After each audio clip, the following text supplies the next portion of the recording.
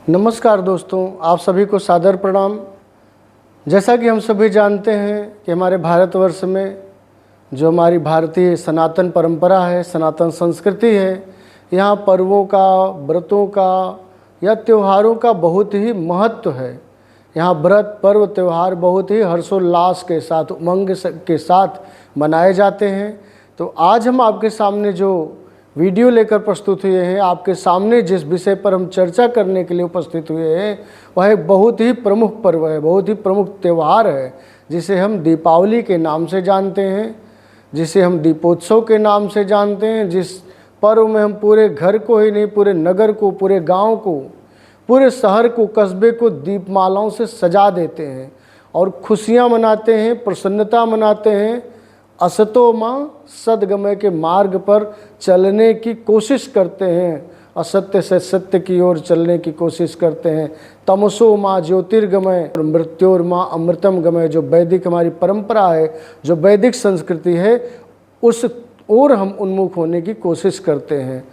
चाहे वह अंधेरे से प्रकाश की ओर जाने की दीपावली हो, चाहे अज्ञानता से ज्ञान की ओर जाने की दीपावली हो, चाहे मृत्यु से अमृत्यु की ओर जाने की दीपावली हो, यह दीपावली हमारे जीवन में खुशियां ही लेकर आती है, उमंग ही लेकर आती है।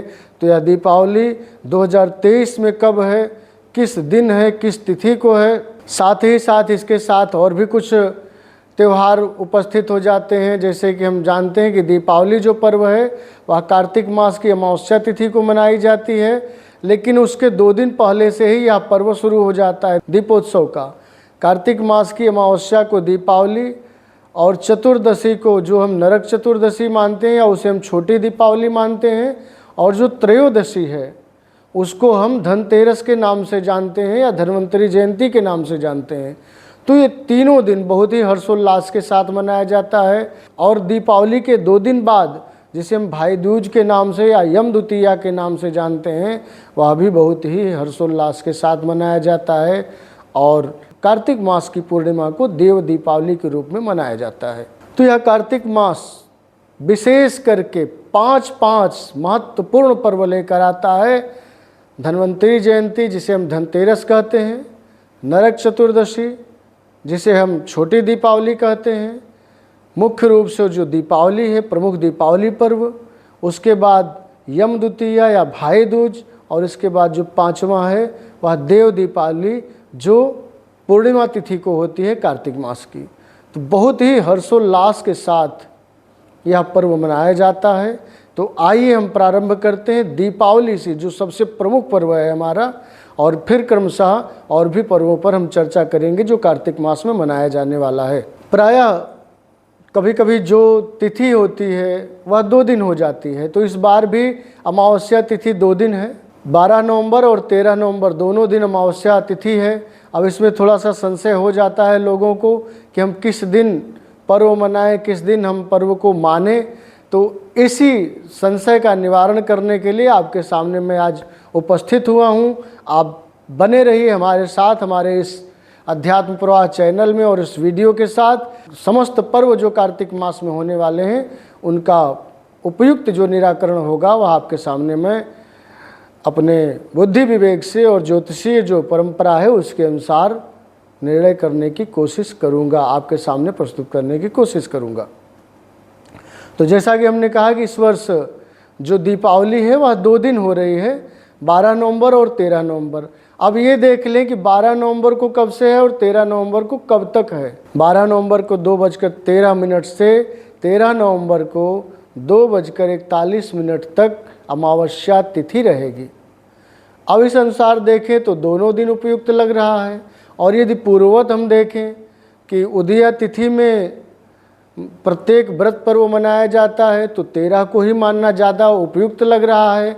लेकिन दीपावली पर्व एक ऐसा पर्व है जिसमें जो पूजन होता है माता लक्ष्मी का या भगवान गणेश का या जो भी हमारे देवी देवता हैं उनकी जो हम पूजा करते हैं, वह सायंकाल में जो प्रदोष काल होता है उस समय में पूजा करते हैं। तो प्रदोष काल में अमावस्या किस दिन है या अमावस्या किस तिथि पर है, 12 या 13 को है, वो हमें सबसे पहले निर्णय कर लेना है, क्योंकि ये पूजन सायंकाल में किया जाता है, वो भी प्रदोष काल में। तो प्रदोष काल के अनुसार हम इस व्रत का निर्णय करेंगे। तो यदि प्रदोष काल देखें तो 12 तारीख को ही प्रदोष काल सायंकाल में होगा, अमावस्या तिथि पर, क्योंकि 13 को 2:41 के बाद यानी 2:42 से प्रतिपदा तिथि प्रारंभ हो जा रही है। 13 को प्रतिपदा प्रारंभ हो जा रही है 2:42 से, और सायंकाल में भी प्रतिपदा ही रहेगी। तो इस अनुसार यदि देखें तो 13 तारीख निश्चित रूप से कट जाता है, क्योंकि 13 तारीख को सायंकाल में प्रदोष काल में अमावस्या तिथि नहीं रहने वाली है। इसलिए 12 को सायंकाल में प्रदोष काल में अमावस्या तिथि रहेगी।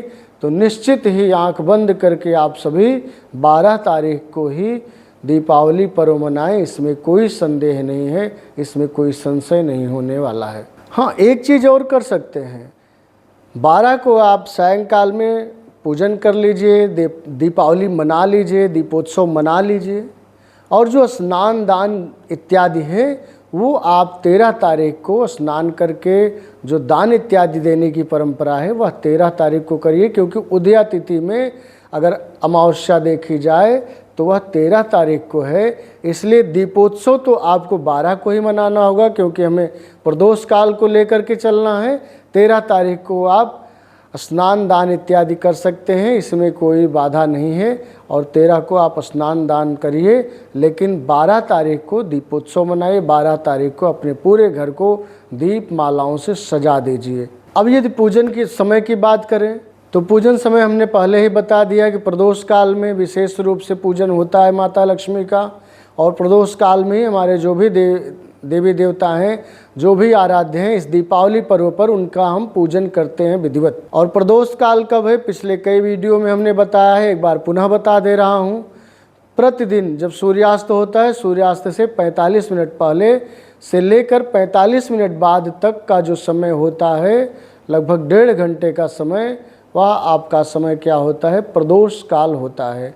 उसी समय में आप पूजन करेंगे माता लक्ष्मी का, भगवान गणेश का, या जो भी आपके इष्ट आराध्य हैं उनका पूजन करेंगे, ज़्यादा उपयुक्त होगा, ज़्यादा श्रेयस्कर होगा। अब आइए हम जानने की कोशिश करते हैं कि 12 नवंबर को सूर्यास्त कितने बजे हो रहा है। यदि हम बात करें काशी की, जो काशी के पंचांग है, ऋषिकेश इत्यादि, उसमें सायंकाल में सूर्यास्त 5:26 पर हो रहा है काशी के पंचांग के अनुसार। आप अपने स्थानीय पंचांगों को भी देख सकते हैं, या स्थानीय समय को देख लेंगे। प्रायः जो न्यूज़पेपर आते हैं उनमें भी सूर्योदय और सूर्यास्त दिया जाता है, तो सूर्यास्त देख लेंगे कितने बजे हो रहा है आपके स्थानीय समय में। उसमें 45 मिनट पहले और 45 मिनट बाद, इस तरह से करके आप स्वयं भी प्रदोष काल देख सकते हैं, या काशी के अनुसार जो काशी में रह रहे हैं, जो काशी के नज़दीक रह रहे हैं, उनके लिए मैं बता दूं, सायंकाल में 5:26 पर सूर्यास्त हो रहा है काशी में 12 नवंबर को। और उससे यदि 45 मिनट पहले की हम बात करें तो 4:41, सायंकाल 4:41 से सायंकाल 6:11 तक प्रदोष काल रहेगा काशी के पंचांग के अनुसार। उसी अनुसार आप अपने क्षेत्रीय पंचांगों को भी देख करके आप समय निकाल सकते हैं। तो ये सबसे ज़्यादा उत्तम मुहूर्त होगा प्रदोष काल, जिसमें माता लक्ष्मी और भगवान गणेश इत्यादि की पूजा करते हैं, जो हम अपने इष्ट आराध्य की पूजा करते हैं। ये सबसे ज़्यादा उपयुक्त मुहूर्त है। अब किसी को सायंकाल इतनी जल्दी अगर समय ना हो तो उसके लिए भी एक मुहूर्त मैं बता देता हूँ।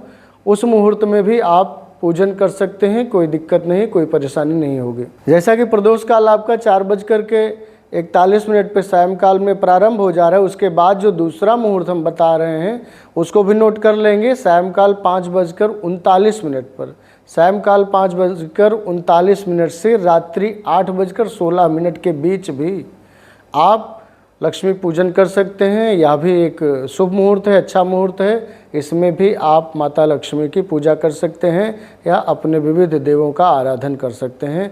इसमें भी कोई समस्या आपको नहीं आने वाली है। तो ये आपके लिए सबसे उपयुक्त मैंने बताया जो प्रदोष काल का भी आप निर्णय कर सकते हैं, या सायंकाल 5:39 से रात्रि 8:16 के बीच भी यदि पूजा करते, मध्य भी पूजा करते हैं तो ज़्यादा उपयुक्त रहेगा, ज़्यादा श्रेयस्कर रहेगा, ज़्यादा मंगल कारक रहेगा। अब दीपावली के साथ ही साथ एक दिन पूर्व जो हम पर्व मनाते हैं जिसे हम कहते हैं नरक चतुर्दशी। नरक चतुर्दशी एक दिन पूर्व होता है दीपावली से, जिसे हम छोटी दीपावली भी मानते हैं। ऐसी मान्यता है कि दीपावली से एक दिन पूर्व हम घर के सामने दीपक जलाते हैं और वह दीपक यम के नाम पर होता है, जो मृत्यु के देवता हैं उनके नाम पर होता है। ऐसी एक प्राचीन मान्यता है कि इसी दिन भगवान श्री कृष्ण नरकासुर का वध किए थे, इसलिए इसको नरक चतुर्दशी के नाम से भी जाना जाता है। और उसी प्रसन्नता में हम ये दीपक जलाते हैं कि हमारे जीवन से जो भी अंधकार है, जो भी समस्या है वो दूर हो। और विशेष करके जो मृत्यु के देवता हैं, जिन्हें हम यम कहते हैं, यम नाम से जानते हैं, उनकी कृपा प्राप्त करने के लिए भी हम घर के बाहर दीपक जलाते हैं और विशेष करके उनका स्मरण करते हैं। इस दिन विशेष करके एक परंपरा है अभ्यंग लगाने का, तेल लगाने का। ये परंपरा है कि सूर्योदय काल में आप पूरे शरीर में तेल लगा लें और विशेष करके तेल के साथ अपामार्ग, जिसे हम चिचड़ी बोलते हैं, उसकी पत्तियों को जल में डाल लें और उससे स्नान करें।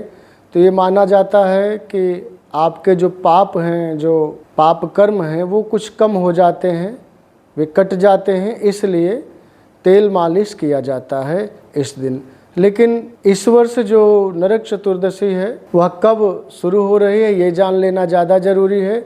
और विशेष करके नरक चतुर्दशी जो है वह 12 तारीख को ही मनाया जाएगा, क्योंकि 12 को प्रातः काल में उदया तिथि में नरक चतुर्दशी पड़ रही है। तो जो अभ्यंग मालिश है, जो तेल मालिश है, वो आप 12 तारीख को करिएगा। और जो दीपदान है, जो घर के बाहर दीपक रखने की परंपरा है, वो आप 11 तारीख को सायंकाल में सूर्यास्त के समय आप करिएगा, तो ज़्यादा उत्तम होगा, ज़्यादा श्रेयस्कर होगा। यह चतुर्दशी पर्व 11 नवंबर को दिन में 1:15 से प्रारंभ हो रहा है और 12 तारीख को दिन में 2:12 तक रहेगा। दिन में 11 को दिन में 1:15 से 12 तारीख को दिन में 2:12 तक ये चतुर्दशी तिथि रह रही है। तो इस अनुसार यदि देखें तो 11 तारीख को सायंकाल में आप, क्योंकि दोपहर बाद तो हम स्नान करते नहीं हैं और ना ही परंपरा है कि हम दोपहर बाद अभ्यंग मालिश करें, तो आप दीपक एक दिन पूर्व जलाइए 11 तारीख को ही सायंकाल में। लेकिन जो तेल मालिश जो करते हैं, जो अभ्यंग मालिश की परंपरा है, वो आप 12 तारीख को सुबह प्रातःकाल सूर्योदय के समय पे आप अभ्यंग मालिश करेंगे, ज़्यादा उपयुक्त होगा, ज़्यादा श्रेयस्कर होगा। तो अब बात कर लेते हैं हम सभी धनतेरस, जिसे हम धन्वंतरी जयंती के नाम से जानते हैं। ऐसी मान्यता है कि जब समुद्र मंथन हुआ था तो इसी दिन भगवान धन्वंतरी अमृत कलश लेकर के प्रकट हुए थे। जो अमृत कलश देवताओं को मिला था, वह अमृत कलश लेकर के प्रकट हुए थे। और इस धनतेरस में विशेष करके हम धन्वंतरी की, भगवान धन्वंतरी की पूजा करते हैं। साथ ही साथ जो धन के देवता हैं, जिन्हें हम कुबेर के नाम से जानते हैं, उनकी भी पूजा करते हैं और माता लक्ष्मी की भी पूजा करते हैं, क्योंकि माता लक्ष्मी धन की देवी मानी जाती हैं। इसलिए धनतेरस से ही माता लक्ष्मी की पूजा प्रारंभ हो जाती है। धनतेरस को भी माता लक्ष्मी की पूजा होती है और दीपावली के दिन भी माता लक्ष्मी की पूजा की जाती है। अब यदि बात कर लें कि धनतेरस या धन्वंतरी जयंती कब से कब तक मनाई जाएगी, तो ये जान लीजिए कि 10 तारीख को जो धनतेरस है या धन्वंतरी जयंती है, जिसे हम कार्तिक मास कृष्ण पक्ष की त्रयोदशी को मनाते हैं, वह त्रयोदशी तिथि 10 नवंबर को दिन में 11:48 से 11 नवंबर को दिन में 1:14 तक है। 10 तारीख को दिन में 11:48 से 11 तारीख को दिन में 1:14 तक त्रयोदशी तिथि है। और इस तिथि में ही धन्वंतरी जयंती या धनतेरस मनाया जाता है। तो इसमें भी विशेष करके पूजन करने का जो विधान है वह सायंकाल प्रदोष काल ही माना जाता है। तो इस अनुसार 10 तारीख को ही धनतेरस माना जाएगा, क्योंकि सायंकाल की जो त्रयोदशी तिथि है वो 10 तारीख को ही पड़ रही है। क्योंकि 11 तारीख को सायंकाल में त्रयोदशी ना होकर के चतुर्दशी तिथि रहेगी, इसलिए 11 को ना मानकर हम 10 को ही त्रयोदशी तिथि मानते हैं और 10 को ही धन्वंतरी जयंती मानेंगे, या 10 को ही हम धनतेरस के रूप में इस पर्व को मनाएंगे। हाँ, ये ज़रूर है कि आप जो वस्तुओं का क्रय करना चाहते हैं, क्योंकि विशेष करके धन्वंतरी जयंती पर या धनतेरस पर एक परंपरा है कि हम लोग कुछ जो हमें प्रिय वस्तुएं हैं उनका क्रय करते हैं, साथ ही साथ स्वर्ण आभूषण इत्यादि का क्रय करते हैं। तो ये दोनों दिन तक आप कर सकते हैं, इसमें कोई संदेह नहीं है। जैसा कि 10 तारीख को ही 11:48 से प्रारंभ हो जा रही है त्रयोदशी तिथि और 11 तारीख को दिन में 1:14 तक है। तो यदि आप चाहें तो 10 तारीख को भी क्रय कर सकते हैं, अथवा 10 को आप सायंकाल में माता लक्ष्मी का पूजन कर लें और 11 तारीख को दिन में 1:14 से पहले आप जो भी वस्तुओं का क्रय विक्रय करना चाहते हैं उसको कर सकते हैं, उसमें कोई संदेह नहीं है। निश्चित ही मंगल होगा, निश्चित ही शुभ होगा। जैसी एक प्राचीन मान्यता है कि त्रयोदशी तिथि को जो धनतेरस होता है, इस दिन एक ही दिया लें, उसमें चारों तरफ 4 दीपक बने हों और वो दीपक घर के बाहर जलाते हैं। असमय मृत्यु के निवारण के लिए, या जो अकाल मृत्यु का योग जिनकी कुंडली में रहता है उनके लिए विशेष करके होता है, या नहीं भी है तब भी अकाल मृत्यु जीवन में ना व्याप्त हो, यम के नाम पर वह दीप हम घर के बाहर, घर के दहलीज के बाहर जलाते हैं। वो भी 4 दीपक, एक ही दीपक में चारों तरफ 4 दीपक लगा करके आप उस दीपक को जलाएंगे। तो वो भी धन्वंतरी जयंती या धनतेरस के दिन ही किया जाता है। विशेष रूप से आप यह कार्य करेंगे तो आप सभी निश्चित तौर पर जो धनतेरस है उस दिन 4 दीपक वाला एक दिया घर के बाहर जलाएंगे और दीपक जलाने के बाद भगवान धन्वंतरी को प्रणाम करेंगे। साथ ही साथ जो मृत्यु के देवता हैं उनको भी नमन करेंगे और प्रार्थना करेंगे कि हमारे जीवन में अकाल मृत्यु व्याप्त ना हो। और जो एक विशेष पर्व भाई दूज के नाम से जाना जाता है, जिसे हम यमद्वितीया के नाम से जानते हैं, इस दिन बहनें अपने भाई के माथे पर तिलक लगाती हैं और हाथ में कलावा बांधती हैं। साथ ही साथ उनको नारियल भेंट स्वरूप देती हैं और सभी भाइयों के दीर्घायुष्य के लिए बहनें कामना करती हैं। तो यह जो यमद्वितीया है, जिसे हम भाई दूज के नाम से जानते हैं, यह 14 नवंबर को मनाया जाएगा। 14 नवंबर को, जो कि कार्तिक मास के शुक्ल पक्ष की द्वितीया तिथि को मनाया जाता है। और यह यमद्वितीया जो पर्व है, इसका जो उपयुक्त मुहूर्त है वह मुहूर्त है दिन में 1:33 से दिन में 3:22 तक। तो हमने इस पर्व से संबंधित समस्त बातों पर चर्चा कर ली है। विशेष रूप से जो दीपावली है, दीपावली के साथ नरक चतुर्दशी या जो धन्वंतरी जयंती है जिसे हम धनतेरस कहते हैं, वो कब से कब तक है, दीपावली में क्या मुहूर्त होगा पूजन का, साथ ही साथ जो भाई दूज है उसके भी विषय में हमने चर्चा कर लिया है। एक विशेष विषय पर और चिंतन करना चाहता हूँ, वह विशेष है कि दीपावली में हम क्या करें या क्या ना करें। ये बहुत ज़रूरी हो गया आज के समय में।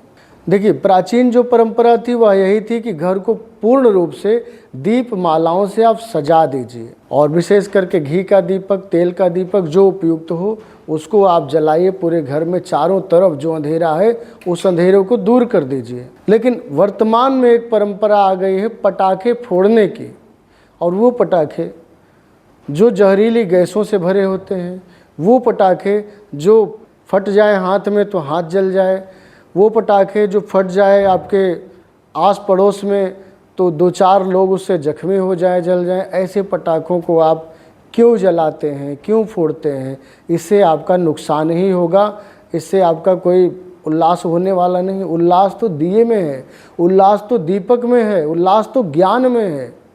आप अच्छी अच्छी मिठाइयाँ बना के खाइए, अच्छे अच्छे पकवान बना के खाइए, एक दूसरे को अपना प्रेम बांटिए। लेकिन प्रेम बांटने का यही उपयुक्त नहीं है कि आप पटाखे फोड़िए, और वो भी जो जहरीले गैस निकलने वाले पटाखे हैं वो, साथ ही साथ वो पटाखे जिनसे आपके बच्चों को नुकसान हो सकता है, जिनसे आपके घर के लोगों को, सदस्यों को नुकसान हो सकता है। बहुत सारे ऐसे लोग हैं दीपावली में बड़े बड़े पटाखे फोड़ते हैं और पता चलता है उनका हाथ जख्मी हो गया, उनका चेहरा पूरा जल गया। तो ऐसा मत करिए। ये आपसे एक अपील है आप सभी लोगों से। आप पर्व मनाइए उल्लास के साथ, उमंग के साथ, दिया जलाकर, दीपक जलाइए, दिया जलाइए और लोगों के साथ अपनी खुशी को बांटिए, ये कोशिश करिए। और विशेष करके इस पर्व पे आप जो चाइनीज सामान लेते हैं या विदेशी सामान लेते हैं उनको छोड़िए और कोशिश करिए कि आपके जो भारतीय वस्तुएं हैं, जो आपके बगल के आस पड़ोस के बहुत सारे ऐसे परिचित हैं जो बनाते हैं दिए, मिट्टी के दिए बनाते हैं और अच्छी अच्छी चीज़ें बनाते हैं दीपावली पर आपके घर को सजाने के लिए, सुंदरता के लिए, उनको लीजिए। भारत का पैसा भारत में रहे, ये हमारे सभी भारतीयों के लिए ज़्यादा उपयुक्त है। तो ये दीपावली पर्व से हटकर थोड़ा मैं इसलिए बोल रहा हूँ क्योंकि हम सभी भारतीय हैं, तो भारतीयता भी हमारे अंदर बनी रहे। पर्व का मुख्य उद्देश्य ही है भाईचारा बना रहे। तो भाईचारे को बनाने के लिए हमें कोशिश करनी है कि जो भी वस्तुएं हम लें वह भारतीय ही हों, स्वदेशी ही हों, विदेशी वस्तुओं का कम से कम प्रयोग करें, ज़्यादा उपयुक्त रहेगा, ज़्यादा अच्छा रहेगा। विशेष करके इन पर्वों पर मिट्टी के दिए लें, दीपक जलाएं, खुशियाँ बाँटें, मिठाइयाँ बाँटें, एक दूसरे से प्रेम बाँटें, ये करें। बस एक ही अपील है कि पटाखे जो आपके लिए किसी न किसी तरह से घातक हैं, नुकसानदायक हैं, उन पटाखों को मत छोड़िए और कोशिश करिए कि जो स्वदेशी वस्तुएं हैं, जो स्वदेशी सामान हैं, उनको आप लीजिए। क्योंकि भारत का पैसा भारत में रहे तो ज़्यादा अच्छा रहेगा। इससे हमारे देश की ही उन्नति होगी, हमारे जो भारत के स्वदेशी लोग हैं उनका भी व्यापार बढ़ेगा। तो इससे भी हम अपने लोगों को एक विशेष खुशियाँ दे सकते हैं। वर्ष भर लोग दिए बनाते हैं इसी आशा में, इसी विश्वास में कि हमारे ये दिए बिकेंगे तो हमारे घर में रोशनी जलेगी, हमारे घर में चिराग जलेगा, हमारे घर में भोजन हमारे बच्चों को मिलेगा।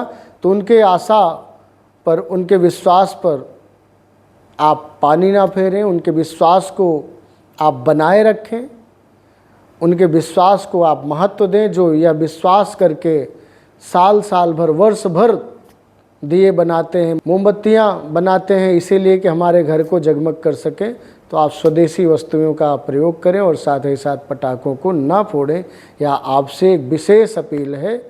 तो आज के लिए इतना ही पर्याप्त समझता हूँ।